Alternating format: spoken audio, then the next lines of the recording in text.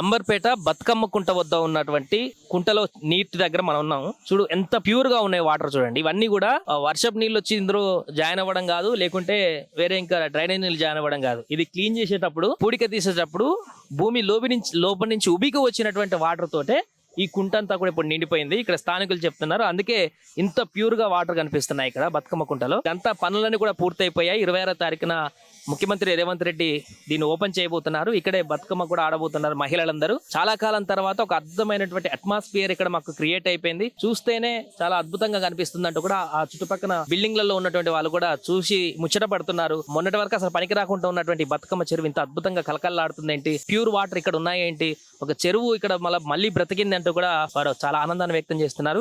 ఇది బతుకమ్మ కుంట వద్ద తాజా పరిస్థితి. ఇక నుంచి పూర్తిగా ఇది ఇక్కడ ఉన్నటువంటి స్థానికులకు, ప్రజలకి అందుబాటులోకి వచ్చినటువంటి ఒక పర్యావరణ హిత కార్యక్రమం అని చెప్పొచ్చు.